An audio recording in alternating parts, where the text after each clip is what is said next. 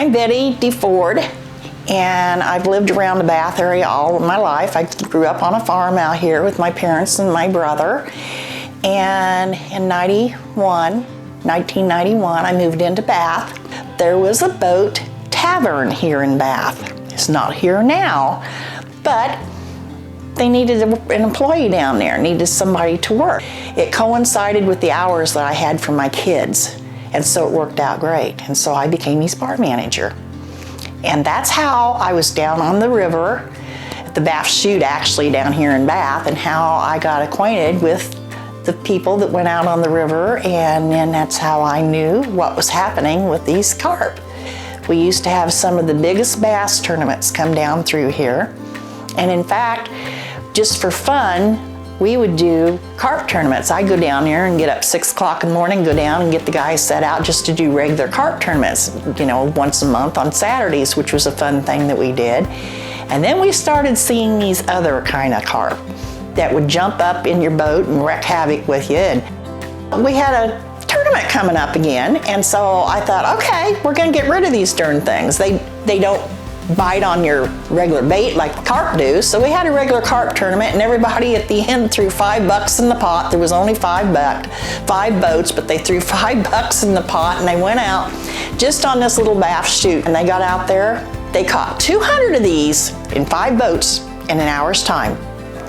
And I said, okay, we've got a problem.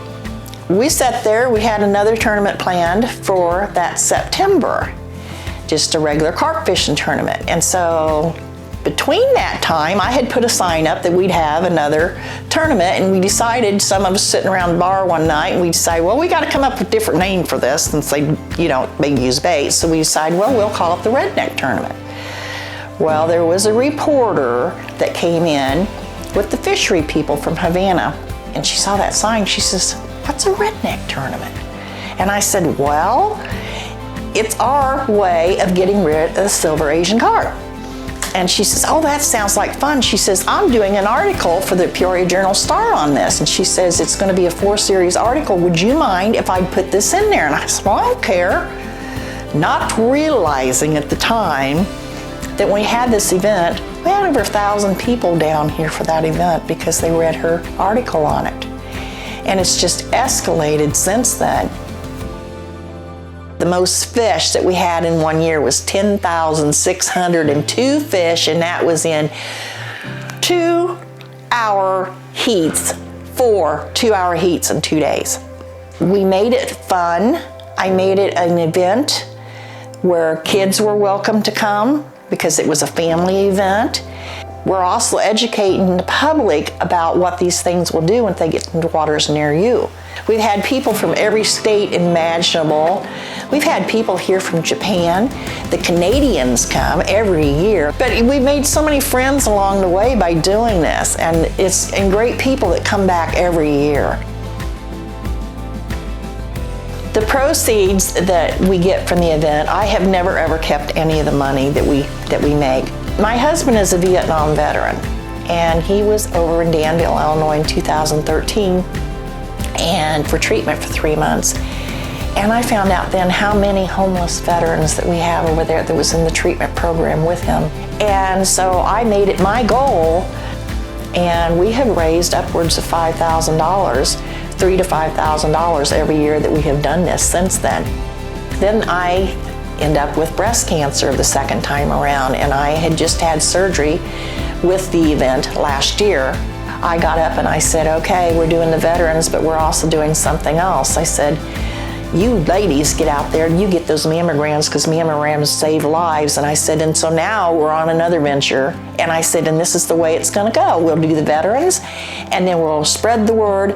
Everywhere you go, I don't care where you live, you go back and you make sure your loved ones get those mammograms no matter what age they are. This event couldn't possibly have gone on if it hasn't been for my 4 older children. They have helped me in any way, shape, or form. It was my husband and I and my 4 kids that put this event on. And it's just worked out, everybody helping out and everybody coming forward for a good cause and to have fun doing it. I had a lady this year at the event brought me a gift from down from Missouri because she had brought her daughter with her. Would have had to have been 3 years ago since we didn't have the tournament for a couple years. And she had wrote an essay at school and had won, and they took her picture and give her a big award for it and everything. It was all on the Asian cart because Betty told me that we got to watch out for these things. We don't want them in our water. And she says, we don't want them here. And she actually took that back to her in a school in Missouri. She was 3rd grade, and she learned from this. I'm just a simple little grandmother, great-grandma that was out on a crusade to keep these fish from hurting my grandchildren, and it turned into this. And they said, oh no, you don't realize what you have done. And I got to thinking about it, and I thought, well, maybe they're right. Maybe I have educated the world. Maybe I do have friends, especially when the Canadian consulate shows up, the guy from the UK, Japan shows up. We've had people from Hawaii, from California, from Florida. Yeah, it was little old me that did this. And if I can do this, think what every one of you can do.